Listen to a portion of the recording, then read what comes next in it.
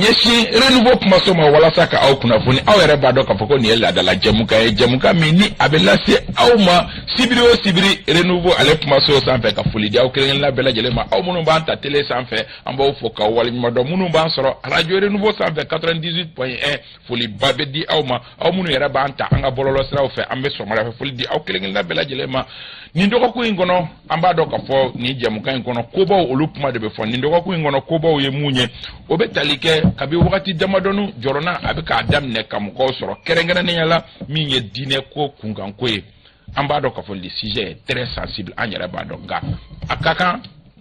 an k'an sigi k'a lajɛ o cogoya la ten wa anw ko an k'an ka hakilina dɔ fɔ a la o la dakuruɲɛ damadɔ an bɛna o fɔ o kan ka fara o kan min ye barikani ye ale ye a laɲini k'a fɔ ko a b'a kɔ don wagati min o wagati kelen min ye lakanabaliya ye o ɲɔ bɛ ka ɲɛ an ka kɔrɔnfɛbolow fɛ kosɛbɛ o kɛra sababu ye fo Gawokaw yɛrɛ ye tile kelen kɛ tile kelen min ni foyi ma kɛ Gawo an bɛna n'an da don o kumaw la nka yanni o cɛ an ka jɛmukan in kɔnɔ ko balilenw o bɛ ko sudalen sa ka kɛɲɛ ni min ye furancɛ fanga cɛtigɛba dɔ ye n'o ye Ben le Cerveau ye ale ka bɔli laban ninnu ye surɔ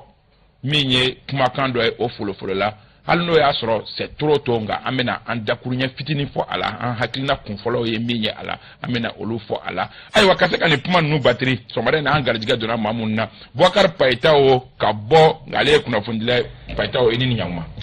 kaba n b'i fo foli diyara n ye n bɛ an lamɛnbaga ni an filɛbaga bɛɛ lajɛlen fo jariw bɛɛ lajɛlen n bɛ n kɔrɔkɛ Sisoko ani Jangina dɔgɔnin ani mon binôme Mamadou Kane b'u bɛɛ lajɛlen fo technique mɔgɔ ni b'u bɛɛ lajɛlen fo a diyara u ye Jangina Jara ka bɔ Peace FM na Jangina i ni ɲankuma Isa k'i fo foli diyara n ye k'an barokɛɲɔgɔn bɛɛ lajɛlen fo minnu bɛ k'an filɛ télé la fo ka taa se bɔlɔlɔ ani radio ma an ka foli b'u bɛɛ ye minnu bɛ baara la dibi la ka tila ka foli di u bɛɛ lajɛlen ma ala ka kuma bɔ an da kuma min bɛ jamana jɔ Mamadou Kane ka bɔ radio Kiledu la radio Kiledu min ni o san 30 ɲɛnajɛw olu baara daminɛna wa a kunbɛba yɛrɛ o kan ka kɛ ntɛnɛn don Mamadou Kane i ni ɲankuma Sami fo Sisoko fo ka binôme fo Petaw ka Jangine fo vraiment ka technique mɔgɔw fo ka lajɛbaga ni lamɛnbaga lajɛlen fo a diyara an ye Yusuf Sisoko alternance o ma ɲɛmaa y'ale Yusuf i ni ɲankuma n burankɛ Isa k'i fo a diyara n ye ka n barokɛɲɔgɔn fo ka techniciens bɛɛ fo u bɛɛ y'i laminɛ ka fɛn fɛn sɔgɔlen bɛ Renouveau TV la ani radio la k'u bɛɛ fo ka dugawu kɛ halisa ala ka bali basigi amina yɛrɛ ayiwa an b'a dɔn k'a fɔ an y'a fɔ an ka kuma kun fɔlɔ la n ko kunnafoni balalen o kuma an bɛ an nɛn don u ni ɲɔgɔn cɛ min ye Ben le Cerveau Adama Jara bɛɛ lajɛlen b'a fɔ ko Ben le Cerveau tile filanin na ale tun bɛ ka bɔli dɔw kɛ bɔli minnu ni a tun bɛ ka kumaw fɔ kuma minnu ni a bɛ i n'a fɔ o ma taa maa dɔw jimi sira fɛ nka a dɔnnen tɛ maa kelen min don a yɛrɛ k'a fɔ kumakan dɔw olu folofolo la kunu bɔlɔlɔw sanfɛ minnu ni a bɛ i n'a fɔ ale kumakanw don Jangina d'abord kumakan in mɛn wa n'i ka impression fɔlɔ ye jumɛn a la hali n'o y'a sɔrɔ kunu ni bi ni ɲɔgɔn cɛ mɔgɔ tɛ se ka analyse approfondie kɛ a kan bon i ye kuma bila yɔrɔ min na n bɛ se k'a ta yen dɔɔni parce que n'i ye a lajɛ tile filɛ na a ye bɔli laban minnu kɛ a ye jɛmukan laban minnu kɛ jɛmukan wala Peace FM yɛrɛ la an bɛ se k'a fɔ dimanche fo ka taa se alamisa ma i b'a fɔ jɛmukan ninnu a dijara kosɛbɛ parce que n'i y'a yɛrɛ ka kumaw jateminɛ jɛmukan ninnu bannen kɔfɛ ko maa caman y'a wele k'a ka a ser'olu ma bon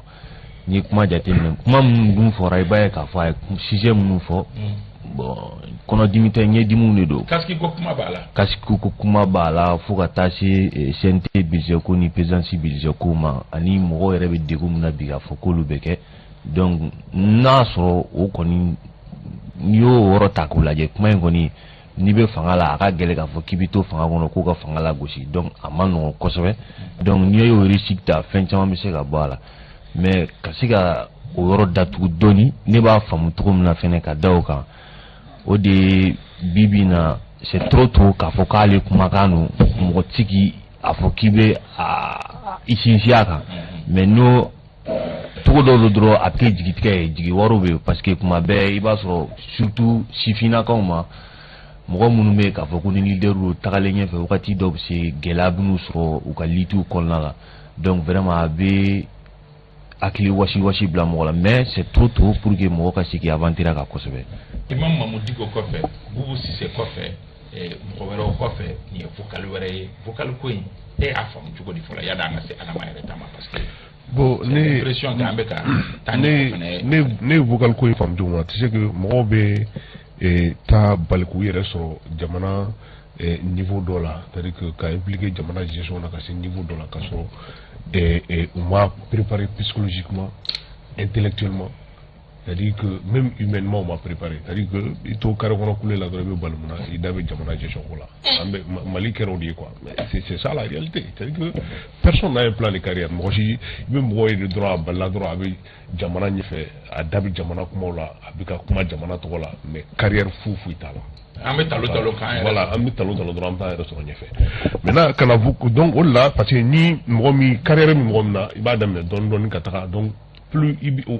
au fond école de oni anga école n'tekele donc piège do be oluti voilà oluti sera parce que il va mais a misalou be foyer a siru be la kaliye doni il bi formé donc et maintenant c'est yoro mena sans fait il a faut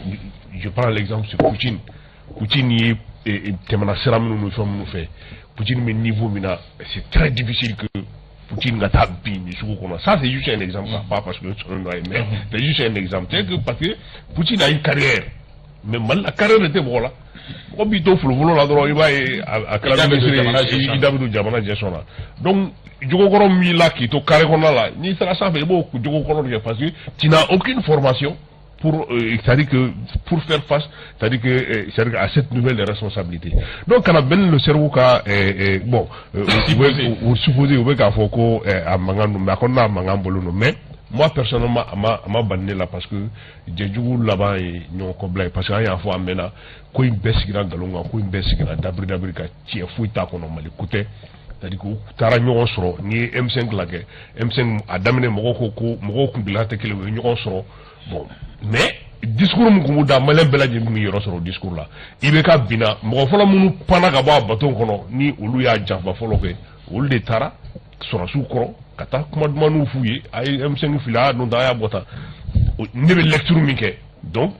ou ye jemi sigi anta jedo o jesigi malion de koka malion bora ka sa famunu no fe ou pan o fon belaje le kuna ka tu usago ke ka jamana ke ka a kla nyonche ka bafa ka cliché donc maintenant ni o sugu kera ka foko ou ka kla ka bonyon kokoro fo parce que ni kuma jete mine kuma ba yira mali ko tew posi kono na korido fon fen bi ka ke posi kono na korido et depuis ni transition sigira ameko de fo ka fo sira membu uda sira membu bolo mali ko sirate c'est-à-dire que u yere posi kono na sira de do ani malion ye falen minini ko ka yele make yasa kaba edeni ni dinga ta barani ni kasona ma wole ka nyinga ode amgo bo mali de law sa fla ko fe c'est conclusion yi mu fuy make o mali ko la donc maintenant o mo munu jira ko o jesigi kamale bela jele jafa ka tu sigi ka to cinéma moni jabola nyi donc nyolo ni kenyo na ati balne la donc dora be atine ko ndabalba parce que dora be mi nga bonini be ay wala kanti mamadou bon ça c'est vrai que tu sais qu'avant trop tôt voilà mais s'il s'avère que comment nous aller ready aborada c'est grave comment nous be faut fin kono je rejoins mon binôme c'est extrêmement grave ça veut dire que poste de responsabilité ni bas à niveau de la comment do manga boyda surtout ani comment un jour voilà tout ça bon ça c'est dommage ne be mon famo et soyons prudents message vocal que nous c'est vrai réseaux sociaux clés nous parce que ça c'est la haute sphère de l'État mais ara il demande nous tiamine que nous à longueur de journée non moi qui comment pour jatemne et puis ko bese la vocal fanaye aramadia mu mamulu folo on tabia ku nyi nanga kuma sabela mobi nanga nyokonya nga ko nyokonya vocal no fana filidu ah mais isa peut-être mu fo kelino do ça dit que ni dia sigira galunga ça dit que ni doit assentir ko trahison me ko la ou bien aller m'attendre ou bien aller m'satisfaire niveau de là avec boni na suki pour que atigla mo toko tien atigla mo la noko moi je crois que c'est juste ça parce que ben mes niveaux m'nabi avec les témoins oui français minusement etc donc atigi peut-être atigla mo ou bien atigi ba fo on va montrer à la face du monde son vrai visage mo na suku mundo donc encore une fois on a avancé parce que à m'authentifier. Mais il y a un problème pendant aujourd'hui, je suis authentifié. On attend l'authentification.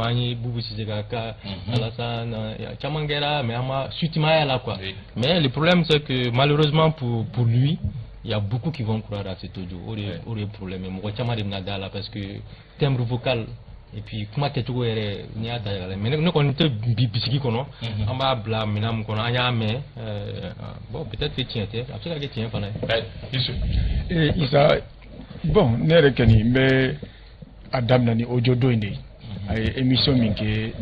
PCFM là mais je crois qu'il fait fort kono je crois que malien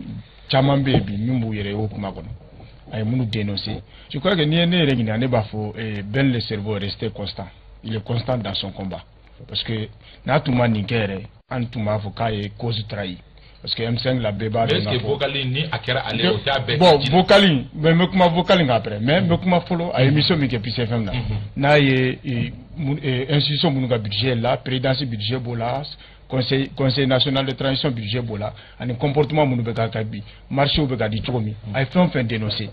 Nebe Yere Yokono. Et malin badembe mimbo oluko kalama mimbu yere yokono quoi. Peut-être à Kaskiko image je ne suis pas d'accord avec lui mais c'est sa liberté. Il a dit en tout cas ce qu'il pense de la situation. Le né akila niyo jatemine. Franchement ben le cerveau est resté constant dans son combat. Mais l'ami vocal donné. Moi je crois que vocalin nebe marukan ya fochiko nebe méfier donné parce que ni a jatemina tout bari bari. Avec ça que kumala gerena kumao. Nambenga gere na miseka kuma dofo o kuma ni sera ko lu fara fara nyago be téléphone la interroger de velembe kuma dofo mais pour un responsable c'est quand même mauvais parce que ne ni ba kono fen kuma ore ba kono no koni kena che wo koni ce n'est pas bon pour son image mais moi je crois que avec combat mina c'est un combat noble et je crois qu'il est pour moi il est resté constant jusque là ayo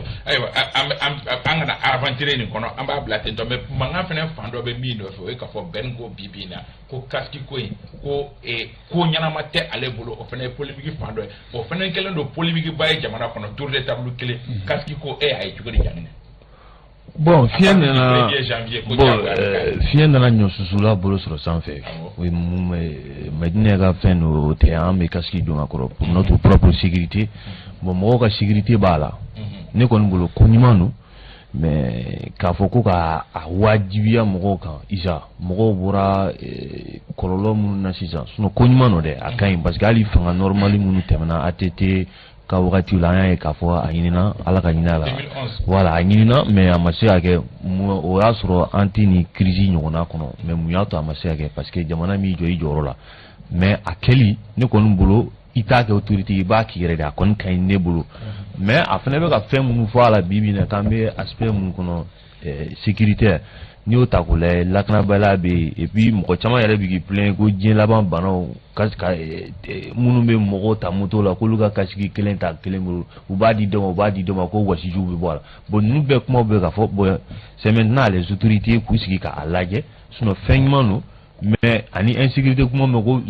zon b'a don nin b'a don mais o bɛɛ ye kumaw de minnu bɛ se k'a lajɛ jamana de bɛ baara kɛ n'i bɛna sariya min boli jamana kɔnɔdenw kan o ka se ka lawaleya mais mun ye jɔrɔna ko ye ne bolo mun ye jɔrɔna ko ye o de ye mɔgɔw bɔra gɛlɛya min kɔnɔ sisan e bɛ den 4 den 5 b'e bolo k'i ka kasi san ka d'olu bɛɛ ma sara tɛ bɛrɛ dɔ bɛ ka fara malo kan dɔ bɛ farala sukaro kan fɛn wɛrɛ dɔw tɛ sɔrɔ isa kuma ka taa dɔɔni ne bolo a ka taa sensibilisation bunakun kan o ka fisa ka kɛ sisan n'an b'a kɛ nin bɛ k'aw la ne bolo ka fari dɔɔni. mɔgɔ caman bɛ min fɔ ko est ce que a dabɔ kun ye sécurité ko kuma min bɛ ka fɔ ko mais ko objectif commercial de b'a kɛrɛfɛ k'a casque marché jilen don jɔn ma mɔgɔ caman bɛ k'u yɛrɛ ɲini k'o de la. Bon Kaba et pourtant effectivement les gens ont le droit k'u yɛrɛ ɲininka o la marché casque bɛ parce que objectif fɔlɔ min u ye objectif min fɔ fɔlɔ ko ni accident kɛra mɔgɔ minnu bɛ sa kasiki tɛ an fɛ ko o de ka ca bon kasiki donni a ka ɲi mɔgɔ si t'a fɔ kasiki donni ma ɲi tu ne verras personne qui va dire que kasiki donni tɛ mɔgɔ la kɔlɔsi mais moi la question est ce que c'est à dire que statistique jumɛn bɛ u bolo k'o dégager k'a fɔ ko kasiki donni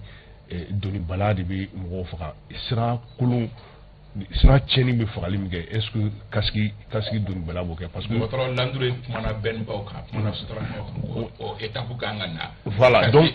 voilà parce que non hali sira sira nyanga sira la sira be so so ne be dinga do éviter meta fara dog do be dinga do éviter abna frangu o kele aspect flana oui bi mo gombe faka braquage fait est-ce que kaski dunta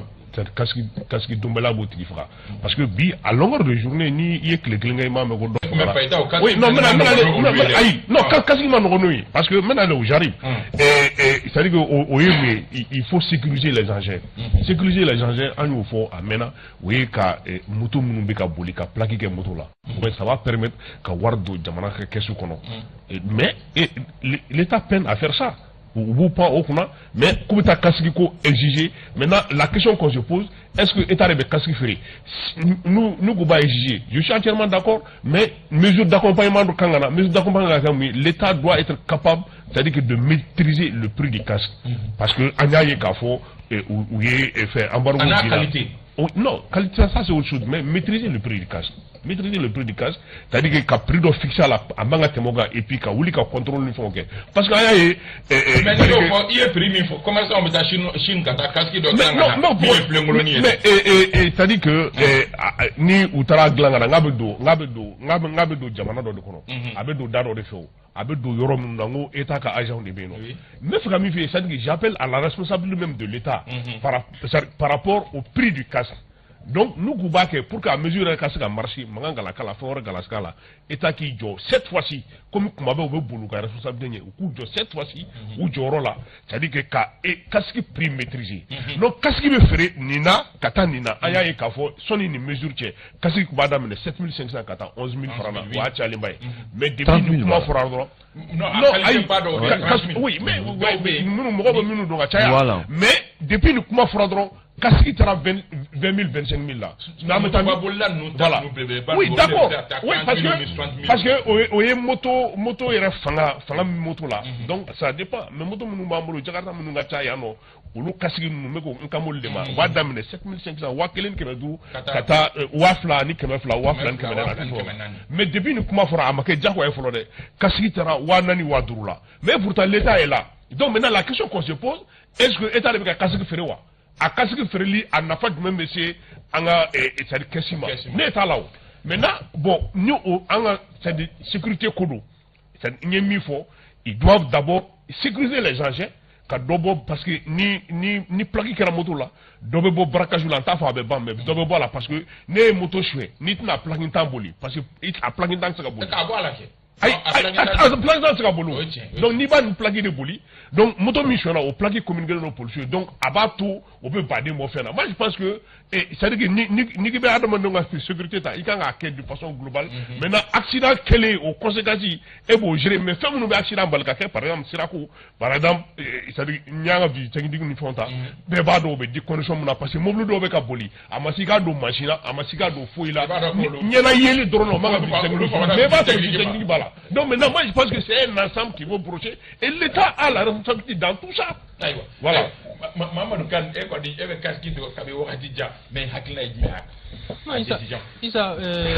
une bonne décision. Qu'est-ce qui est conducteur vie protégée à la rankishi ni copine soro. Mais il s'est malheureusement mis Jamana Kono ni beaucoup il faut avant les casques immatriculation ko kera chugudi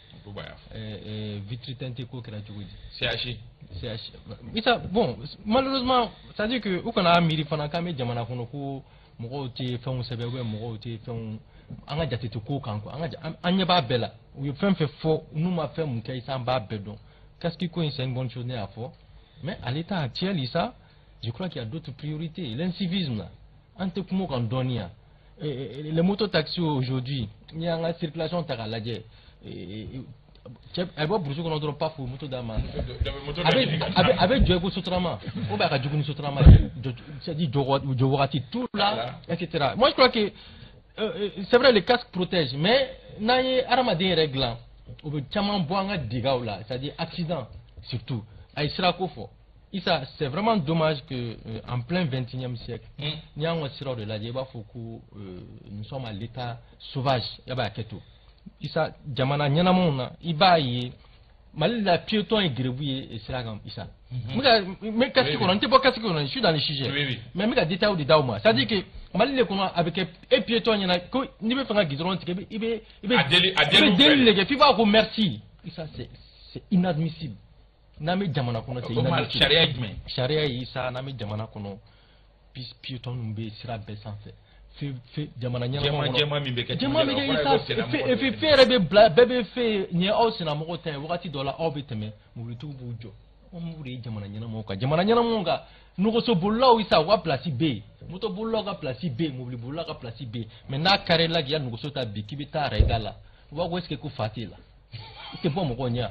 bon jamana na sugu moi je crois que nous les priorité à moulu gérer na wo casque abe mo ko de gland ah mais moto casque ko mala o man de ka so tikuta ijme ah mais ita man nous so te bolima faire ah et est-ce que Mali fantan na ni bela jelen casque côté bon ko droit même Mali belo de ay isa ni ko Mali fantan na ni kuma wéré fort parce que région nous a fait être respecté moi de casque ma bon ko le 1er janvier le délai est très court je rejoins mes confrères pour qu'on me sensibiliser ou quoi tant du rome ou ngasira ogla parce que ni dingue nous sera fambe sera betieni ici 1 2 comment me sera là toujours en zone là je profite de l'occasion cour suprême moi je suis à de beaucoup 700 o donc on est nyara soro infiltré d'affaires ça chantier be damné à te ban wa déviation te glanganye et la rue du gouverneur Faladie oui vous ga mo tonyo bara be damné bara te ban gendarmerie ko fait Faladie la même chose en sira ne rega ne ga carrière sira c'est ça ay gaba huru ni da ay re baraji da ça gara guérilla urbaine baraji ay mais oui bara damné poussière be ngam ko fa les munu me gizrondala kwa soko no kwa mobili moto ou yere poussière à longueur de journée donc ça est baraji da wona rega sira ya dite non dite kaka ça c'est inadmissible donc moi je crois que ça c'est des chantiers prioritaires en attaquer son vous attaquer Ramadona ko casque kainde les casques très bien ça protège mais il y a des préalables quoi barake de sorte que jamana kono dunga dawla kubeka barake pour les populations sinon population da familière sera tamulo wani sera damna sera te ban bara fitini nganga ge une semaine kono lo be kalo ça va be toro la be mo bla déviation na kata dien sera krikara be fait donc pour les cas joflo quoi para ko sera go sur la casque imposé dans 1 an ou dans 2 ans Issa, bon, je crois que autour de la table bena ngavo kaski anyoti be kakanga don fana. Mais il y a fait comme une pour région où il a choisi le moment mais choisira pour que qu'est-ce qui est imposé au moment ça a été très mal choisi parce que ni a jate mina jamana be gela mi ngono bi ali kana crise sociale ou du ka dogo bi du mi be se ka 3 repas quotidiens du mo ka dogo mo gela be bega o gela mo du su kasilendo kola ne fon be daga gele il y a fait comme sirauté faut condition faut de renouveler bi pour que malien se ka satisfait comme donc ni tout ni olu black greffe kana fo kibe casque surtout kuma min farabi o de mo chamana ka fo ko ya marché du ka mo de ma o marché ko peut-être ou be ka autorité o be ki jija ko la pour que olu ka se ko tasoro donc ni malien ni o dona malien kuna ka faruka gela ka wa segenga je crois que ni projet ou ka nga ni jofolo ou ka jo ya nto ya fo comme ou ka sensibilisation ni sensibilisation ka continuer ka sensibilisation que nous ya famille ou ba sanga sera ma imposer ko nous ma famille peut-être plus tard ou ben la famille ni jamana basigira tumamina sinon lubu attaquer chantier do la foru ye ulu tu ka chantier ou ka ngo attaquer muna ku attaquer là pour que jamana ka se ka basi don parce que ni koy il se ka minimiser mais avec ce ka saobu ka fait wori wuli ka bala wori wuli jamana dun vraiment le pays est très fragile aujourd'hui donc il faut faire de telle sorte que situation se ka calmer comme ambe afo au sujet debati ko nyuma na amena dombi ngono obetali ke dine ko fuma kan un sujet très sensible kabinye ablanga amena fuma kan ni message chama soro mais aujourd'hui il faut reconnaître que ni ama asisi ada tawalika amado amena mi mafo Bokar Paitao kabi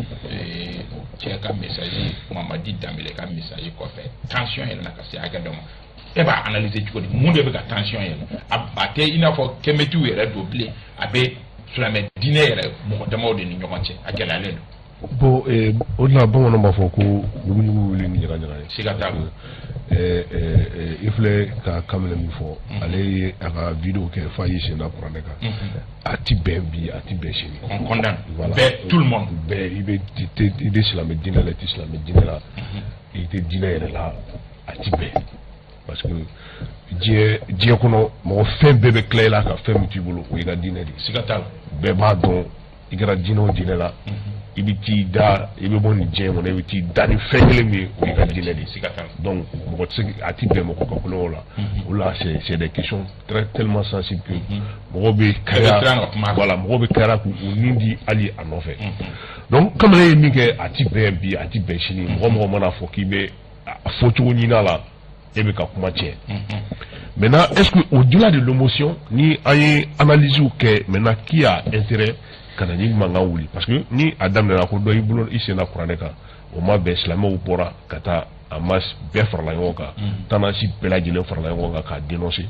et ayayi ka fo o clé flow kono c'est-à-dire que islam ni dine woro islam o yere dama ñu ñonche maintenant la question qu'on se pose est-ce que ni ming kera qui était un acte anodin et isolé, est-ce que c'était pas en fait réfléchi ramener la question c'est-à-dire que de la religion au centre du débat parce que voilà au Kera il y a des gens bon bon là mais donc vous profitez au désordre fait vous me comment qu'il y a qu'à faire là c'est tellement gagné ça et souvent ni à la mais il tu te poses la question est-ce que ni même mal là est-ce que nous me balolé mal là parce que il faut que on a un janto fin de la minka bon et oui soni on a que chrétien soni on a que islamé soni on a que politique soni on a que communauté un malien il faut donc ni parce que jamana yi segano parce que tout simplement mo te ku yere ke malien di folo am ga yere identifier la communauté de la folo ka so ka malien donc mali gele oui maintenant tout comme faut c'est que il faut aller au-delà de tout ça l'état aujourd'hui et qu'a débat sur c'est-à-dire que les religions étatif qui dans la et pourtant c'est la responsabilité de l'état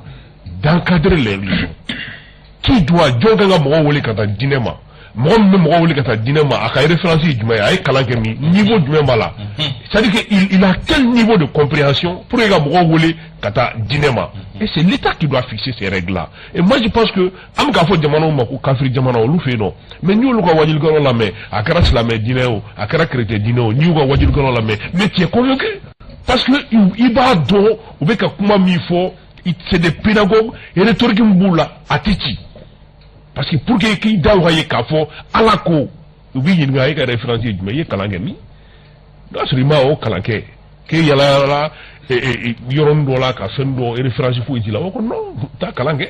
ni ta kalange so ko na kuma ni ma ta kalange tsika kuma en fait otea maintenant ni mi bolo ale fera do be tisigi o be feno da o be ta kuma do fo ko ale kara kramo o ta kuma do fo ko ale fena be wajulu ke o ta kuma do fo kam mo wala ka talama donc maintenant aujourd'hui il faut poser le débat de la religion, encadrer la religion. Moi je pense que la priorité c'est ça. Maintenant nous go fait parce que tiens acti am ka fenge chuma est-ce que beaucoup de dîner imposant Karim Mafay a pas marché. Donc on a ni chiako kele ça n'a pas marché. Maintenant cette fois-ci nous on a do ni kali bidon parce que la question que je me pose même quand ne me kimi tout don et nous nous chama boroke eux-mêmes ils se reconnaissent pas dans les propos du monsieur parce qu'ils sont pas d'accord avec lui. Voilà. Alors, Youssou, tension Irena, bien grand, Kabo et Kemitou la Kanake, soit chrétien ou musulman, soit sulamo et redama. Ok, et Issa, au moté balnakoyo. Parce que Nia Jatem Lambe, c'est une coffre donnée, Kakma et Tchenga Dambeleke, Ngako Atika. Et Mienere et Akliski Doni à la veille de la manifestation du meeting. Vous voyez, leader ba Flamimbora, no et Shérif Ousmane Madani Aïdara, ani Imam Diko. Luka Kuma est né Akliski Kosovo parce que oui, Akliski Kuma faut, oui, apaisement. Parce que ni Aïdara et Kuma Omi est président du Haut Conseil islamique. Oui, Rekoko, Ninko Inkera, Gelara, Adjugara et demain, Kugato, Etako, Kugato Justice, Eta Karabarake. Aka slamé autour d'Ambela. Donc moi je crois que discours apaisant nous m'aurait tout manga beaucoup fait ka kuma aurait ko fait. Ani Mahmoud Diko fana akoko yani ali religion ngana siki nyokoma anta do ni kungo kera ma fait atengini ngado chrétien de do islamé de do ambe wuli kata passer siki nyoko de do. Donc valeur nous bon fait kasro dîner nous shimana. Donc moi je crois que au konu nous connaît vraiment nous les leaders oui nous les discours d'apaisement que au Bénin municipal ça. Maintenant mieux sorti donc mieux chrétien doga. Moi je crois que franchement et aller Diofoitola parce que ça dit que autant Ameka Mamadou et Dambélé critiquer quand fois minke Slaméa là au Mania, autant les fana critiquer à minke chrétien là au Mania parce que chrétien au lieu de convaincre l'autre là, Slamo convaincre l'autre, Kemetou convaincre l'autre. Donc vraiment le fait que au lieu de droit au connaît que konimai, mais comme solution sur là à cause de la justice là mais anya jatemine kafo intervention kera et Chérif Ousmane Madani Aïdara intervenir là, je crois qu'il y a apaisement sur là, bien sur là. Donc vraiment à justice ko yin tira radio donc me fait la même faudron angan janto kosobe parce que jamana basigile de tokosila donc nana don dine ko kele la o ka juguni kele be donc ango éviter to bela bega to atala bega to dambela anga nyoko bonya anga nyoko dine bonya et autorité ka rôle pas de kanga jouer ni là parce que au lieu de bi au lieu de charger le longa jamana mara donc ni fin kera nanya na au lieu de do na tiana fana au lieu de donc o ka impliqué et débat sur autour de la religion manga que tabouye tout quoi comment faut mais Mounouba pas être même je suis d'accord avec lui Mounoubena kuma religion ga il faut que maouye mamoun la famille allez no Mamounouba afin donc sauver quoi Mamadou Kane en filigrane ni point nous déterminer et machama modo be segana pour laïcité des gens sont allés jusqu'à dire que Kabla en cause pour laïcité bébé Slaméa est blanc en cause. Non, le débat est très houlé aujourd'hui. Oui, mais si ça, moi, je ne crois pas. Je rejoins Youssouf avec moi, son Slaméa Ghana. Je crois que on a tabia au Mamboula, on a un peu de bouillant. On a fait un bateau au camp. Laïcité, bon, mon problème, c'est importé. Français, l'église, il faut qu'on a bon bâti de là. Donc, à part toujours impliquer société, donc, ou bon, on a tout cas de là. Le terme est venu comme ça, mais on t'a ni Malita Takaladje, nous sommes un pays tolérant, c'est-à-dire que donc c'est le mot laïcité qui gêne alors. Oui, c'est comme tu dis aujourd'hui la gente, moi je crois que problème est niveau là, amalgame est niveau là, expression, c'est-à-dire que mot photo, laïcité parce que on va faire donc pour qu'on a blanc on tabia là alors qu'il ça me rappelle que dans mon canier slaméri na Mamadou dîner moroyi mais rappelle drone que en kuntigi Mohamed sallallahu alaihi wasallam bolé magangata Madina aye sharia sumba glan en tant qu'acteur politique islamoko nyamoko do mais c'était un leader politique ani yaoudia aussi ani chrétien aussi ani moroyi si munu yera ko kulute ala don ta bateau ou bien à faire les moukas ko amé signeront quand mon chica c'est normal traiter de vivre ensemble les vivre ensemble donc c'est-à-dire que oui très noble c'est maintenant un chica de monter ces chima mais faire que les mamans faront en face oui Madina ni bingera Madina quand bébé quelqu'un on fait ou un bébé barrage pour que Madina katanye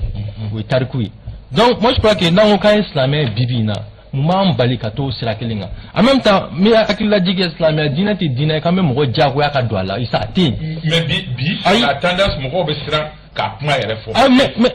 ça les propos sont violents. Je parle sous le contrôle des islamologues qui m'écoutent. Au club là, dîner d'ombrabo, les mouftis m'écoutent maintenant. Ça me dîner, il veut courir que moi kasika douala. Ni yere dugu ni ka walo ya ka jamro yo kwa douala. Mais quand faut qu'il be mo jakoya kamro do odafe isa anga dîner tout yi ambe islamé alhamdulillah les musulmans pratiquants. Mais anga dîner yere isa islamé joli banga du konno la famille joli be fati célibataire céli donc céli ala ko fanchi na bora ni duma sera obtasili ou ni céli sera bi saka fa. Mais do fna be munu ko de kanga dabla ko ku identifier ku c'est moi ayi isa wo mais ça ne go ke bi imna ko ma wala wuli de salami gi dai di masoro balo ça dit que comment folom voran kunti sallallahu alaihi wasallam ikra ça dit anga kalange ne te donne baga nti wajulu kala nti imami mi ga tinga tari fota dineka c'est un sujet très sensible même ga kuma mu fota wuli baldo mais isa anga do ame jamana kono on ni bébé sigi ni kuma be mu mo met damele ga kuma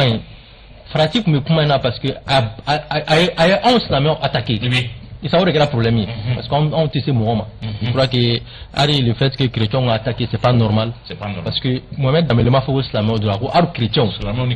donc au la c'est ni chrétien autour il file là il fratira donc an ka dɔn dɔrɔn an bɛ taabolo min kan o de y'an taabolo ye ni ko wɛrɛ bɛ mɔgɔ wɛrɛ kɔnɔ ka na n'a ye k'i b'an fara fara ni diinɛ sira ye je crois k'a bɛ gɛlɛya parce que Mali ye jamana ye sa an sigilen bɛ fɛn dɔ de sanfɛ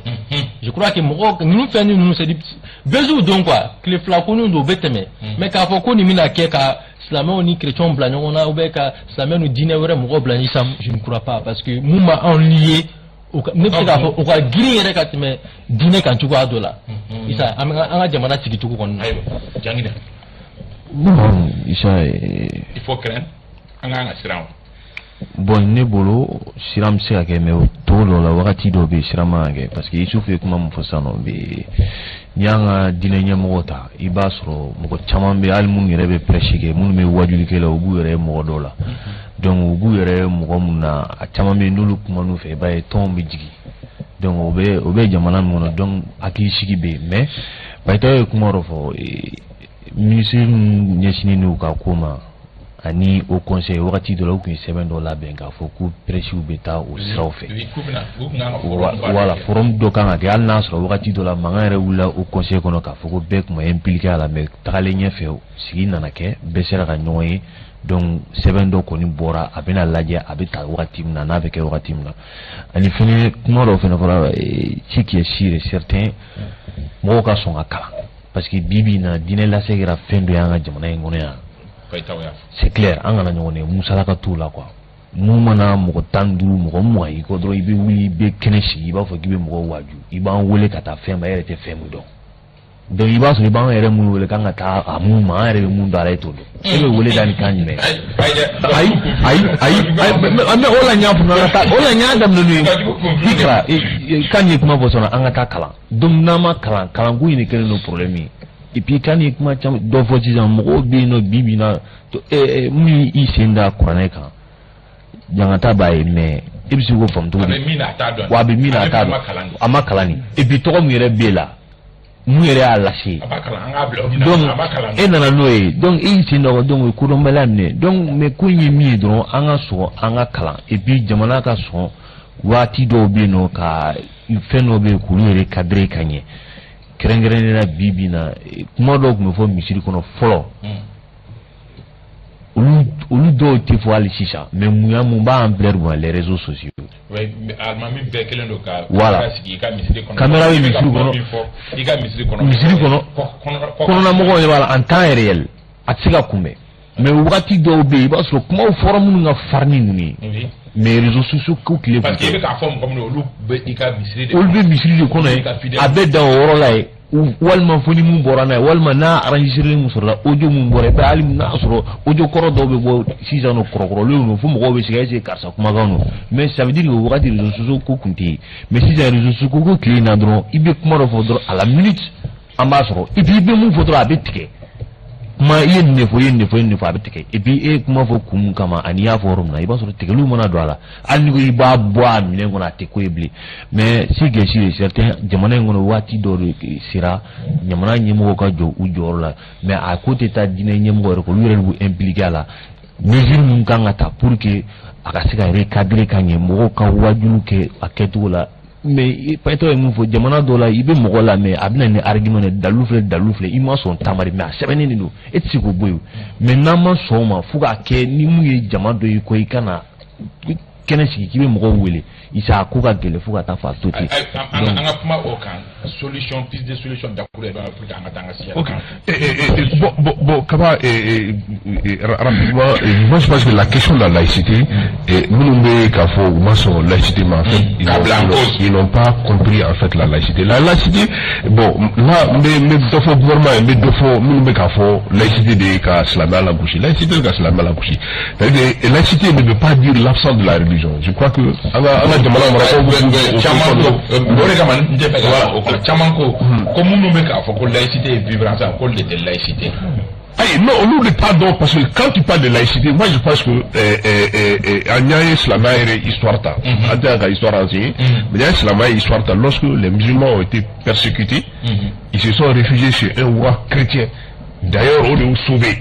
Parce que lorsqu'ils sont venus argument contre argument, argument contre argument, c'est argument bokabi, quelqu'un finalement, comme ni malin nous tient à tête meni tereka. Donc, quoi, allié, ou est, nous sommes dit, allez-moi, allez de Slamodi. Mais donc, il y a une Slamok, nous dira peut-être Slamok, mais dans le doma. Donc, maintenant, la laïcité, c'est pas aujourd'hui. Et maintenant, il y a un comportement de la guerre. C'est-à-dire que, mais un comportement de tous les jours, ça reflète que nous sommes laïcs. Parce qu'on se marie 3 fois.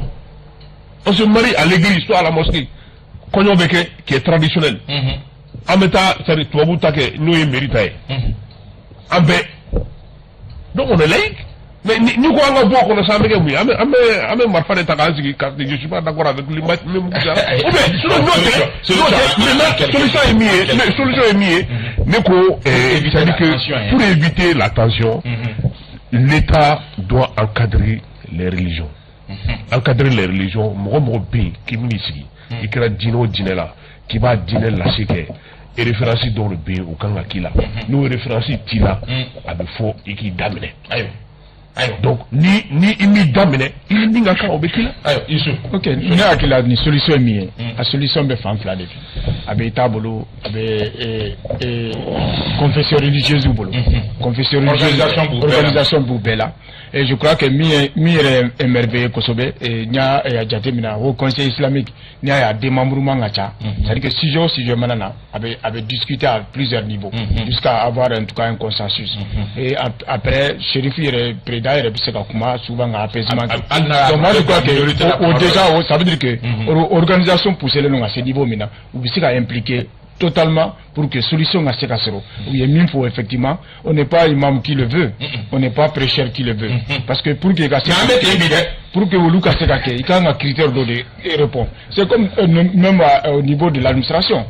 Catégorie A, catégorie B, catégorie C, etc. Donc il faudrait que au niveau de confession religieuse, je crois que chez les chrétiens il y a ça, mais au moins chez les musulmans il faut qu'il y ait ça aussi. Beka kana sorti aussi la kuma kadi bema, min kadi me okofo. Oui, au sein de leur organisation même, on a cette organisation, on a de telle sorte que munga nga kuma wode autoriser le wode au niveau body là. Donc moi je crois que l'État sera coup de là, qu'à fera organiser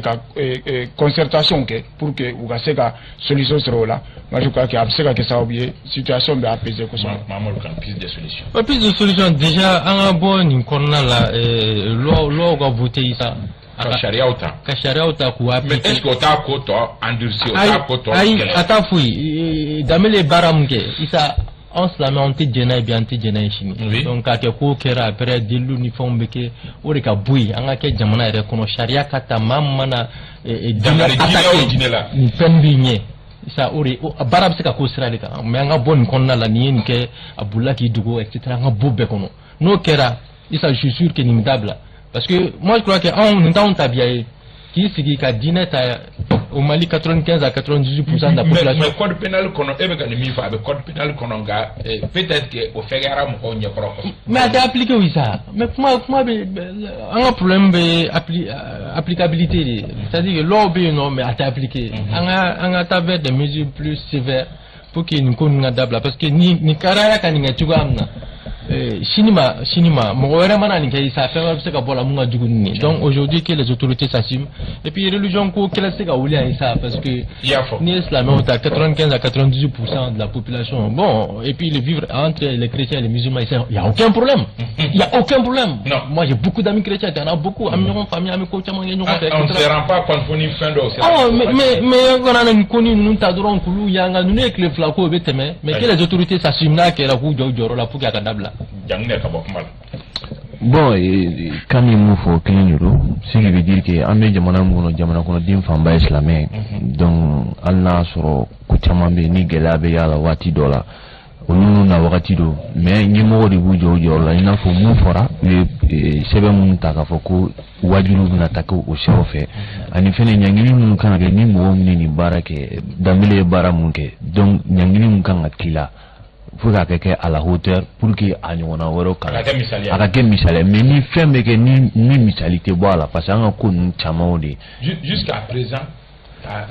officiellement ko Dembélé minɛ ou bien voilà ou bien amamine a kɔni fɔra k'a ma ye maintenant ala ye wagati dɔ la fɛn min Yata Bare ta kɛra nɔ cɛ minɛna a taara tribunal la i yɛrɛ kɛ fatɔ ye bon olu ko ninnu wagati dɔ bɛ se fatura de voilà a bɛ mɔgɔw u bɛ Yata Bare fara ala kayina la voilà a fɔra donc an y'o kibaruya mais kuma ye min ye dɔrɔn a ka kɛ dɔrɔn ɲangini ka ye ko la mais a tant que ɲangini t'a la i n'a fɔ yɔrɔ Aïdara y'a fɔ k'u sigilen don au conseil ɲɛmɔgɔ u sigilen don ka faamaw filɛ kɔni a bɛɛ t'u bolo mais u bolo ɲangili kan ka bɔ a la mais ni ɲangili kɔni kan ka bɔ ko min na ni ɲangili i n'a fɔ kan an bɛɛ ye silamɛw de et puis an ni chrétiens an bɛ fɛn caman kɛ ɲɔgɔn fɛ hali n'a sɔrɔ fɛn dɔw bɛ olu tɛ se ka fara ɲɔgɔn kan mais si que sur le vivre ensemble o bɛ an ka kɔrɔ silamɛw bɛ yan dɔwɛrɛw bɛ yan dɔwɛrɛw bɛ yan donc bɛɛ b'i ta kɛ mais an ka ɲɔgɔn na réseaux sociaux in problème minnu bi bin na diinɛ a bɛ ka walanga o yɔrɔ la tugun bɛɛ b'i da don a la mun man ka kuma a la mun kan ka kuma a la bɛɛ b'i da don an kan ka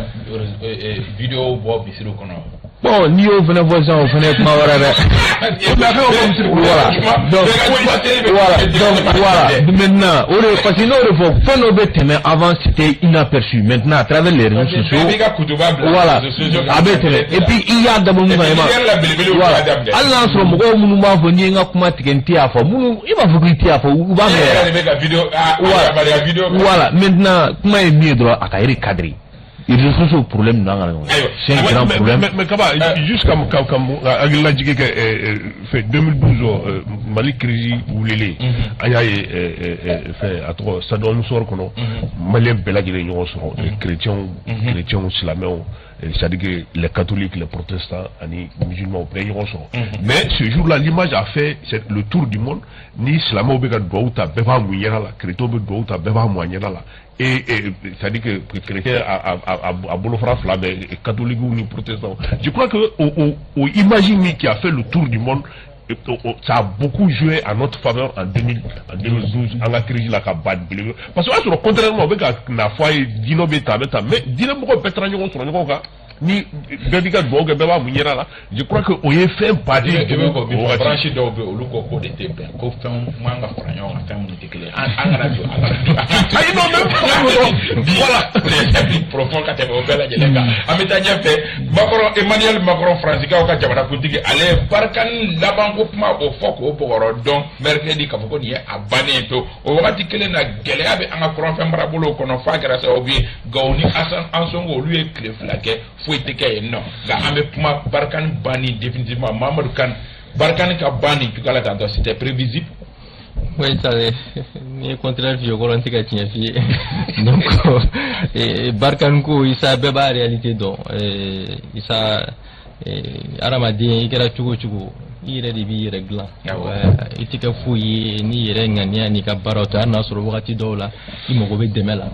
mais barkan demena sugu je crois que franfunga nga mirisa ni demena sugu te jamana fuyi bogele fuyi kono isa pendant 9 ans unana kuma be résultat di wira masungare ite makro me résultat ko kuma la jamais bilan muni awe muni ke isa audio c'est ça adam na sanme o ni milante akobe chukodi est-ce que a succès sur ma succès sur wa 2014 ni kuma audio barkan bilan muni donc bilanté donc pour moi c'est un non événement abana bantuko kuluna parce que uga takali reform musarauna isa nini kuma anu wele kana ambe faranfinade anu wele kana ni mogo yi wele kana bunya be mande bunya masegi me mande ar ni beta au moins sika bunya da tigi koro ko maku chugala donc bakan meta isa balna côté parce que c'est un constat d'échec ou desera donc anga njoro la lu desera mais on fana ngana desere parce que gawo situation na amna ndado ala mena clair voilà Youssouf constat d'échec donc barkan never après bon ne te se ko fofolo parce que mbe kabin jate mine bi o de ganga ne permis ka fo barkan takra échec et que nous kera réussite parce que bi ne ba à ce que je sache situation sécuritaire m'a amélioré tout cela barkan takalen bi cha m'a amélioré fin do kera acte do kera centre là ou lunyana mais ni situation globale ta sécurité globale ta on peut dire que la situation s'est détériorée donc on l'a tenu ko barkan takali. C'est vrai, c'est dans l'ordre normal des choses parce que Outara déjà,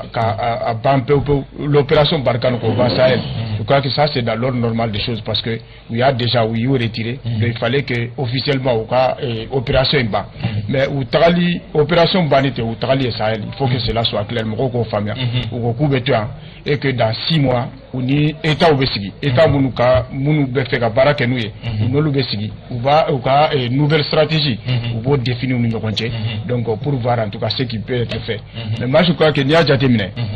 honnêtement ne connaissez qu'à faut Barkan Tali ka kera tare ou bien ka c'est-à-dire que est-ce qu'il faut regretter ou bien applaudir. Pour l'instant moi je ne regrette pas, je n'applaudis pas parce que ni ne constat minkebi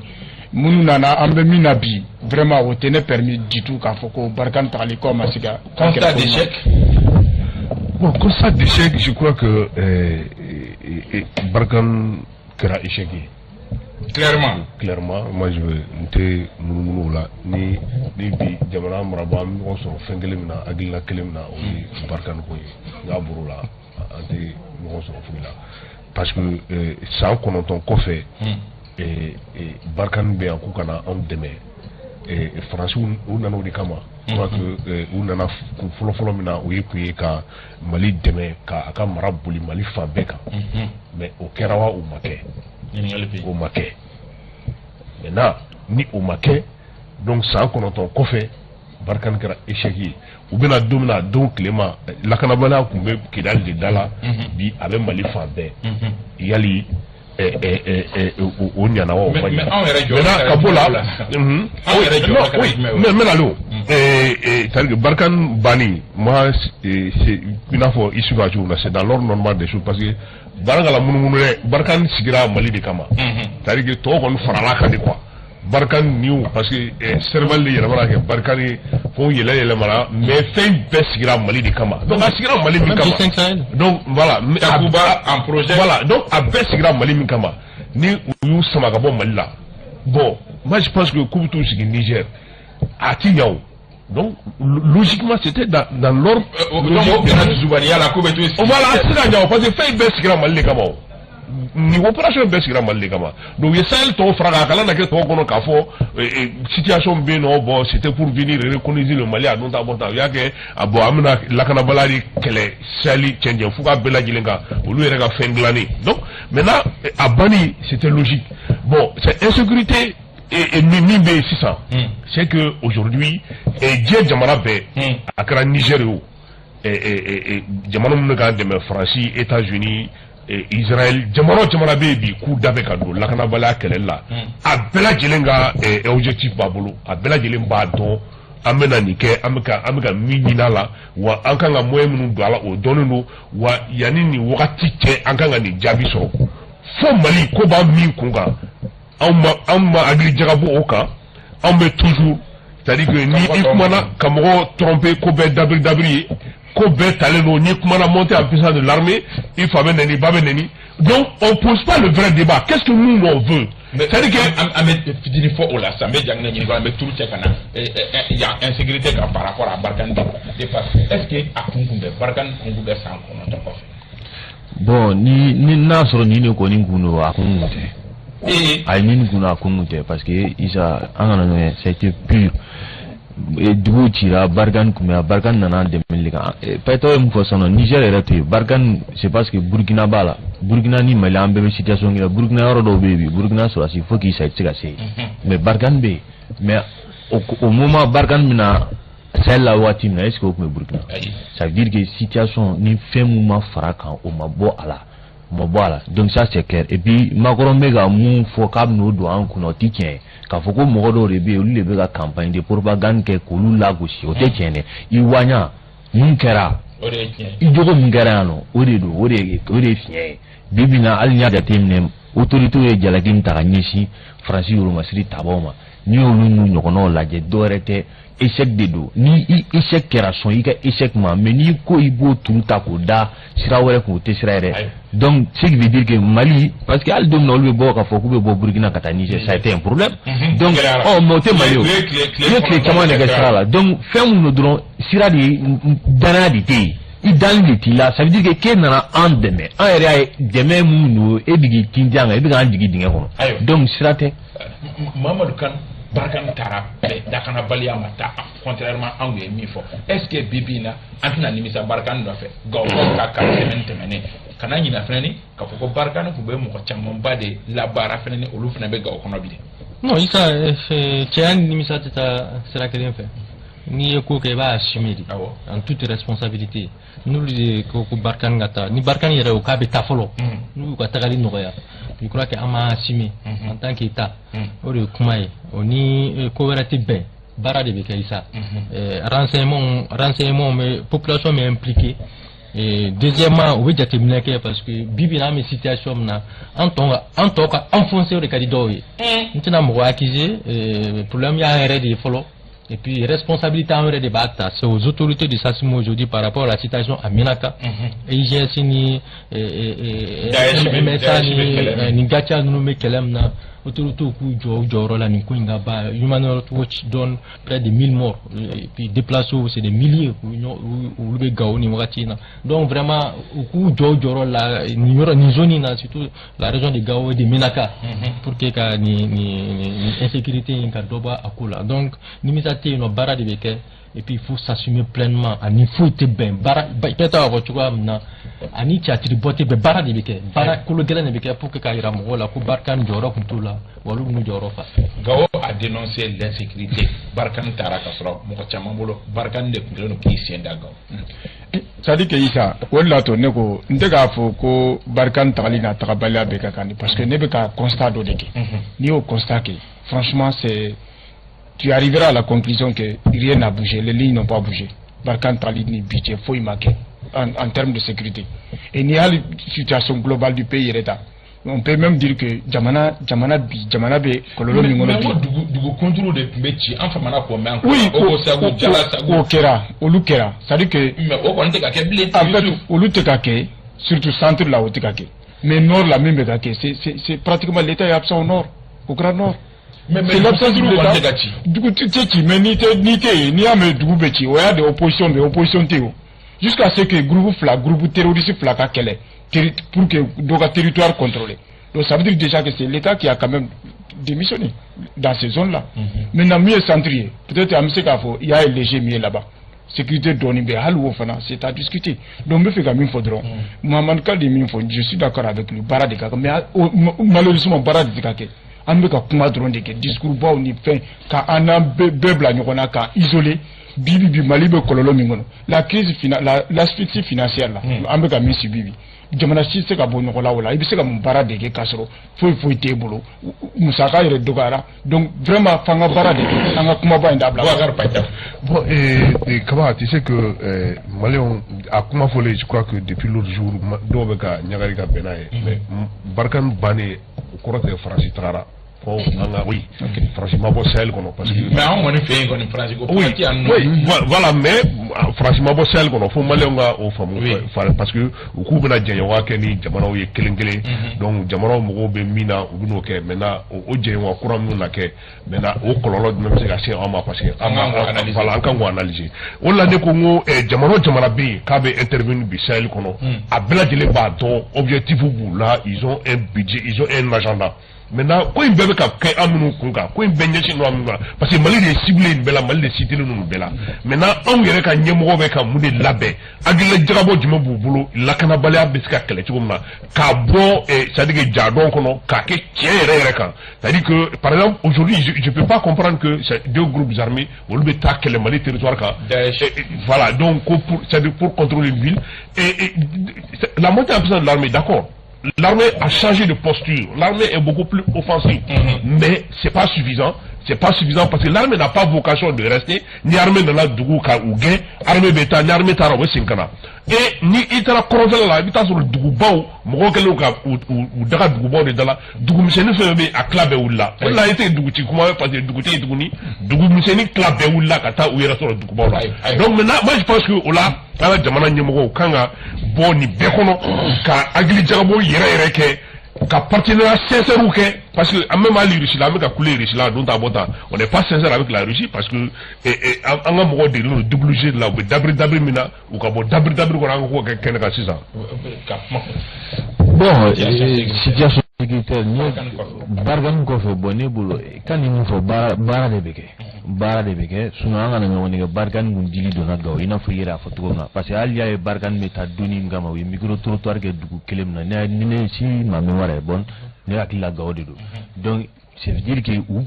soudele no parce que ou tara ku yere ka bashon laban ngere te nu tara no garo tale o gara gawdi bo ale gawnya de na kila lakana donimbe ou ga munge ça veut dire que quand il faut les véhicules fumier katasi véhicules non voilà donc ou be la jolim ngara ni bolo barado mais avec quelques atagnes fait sinon comme il y a un plateau qui a bazoum ni comment faut que c'est ko tiru sur muna gauda falu tsira mais ka kon tsiko mais si veut dire que nyemo ka nga barake mais la même monte en puissance il faut reconnaître que quand on te gati abe folie de la même bra bela jele ba pintu da problème sona Ousmane Togo be réalisation na Dramandra ale be résidente na ame folie badi kata bam ça si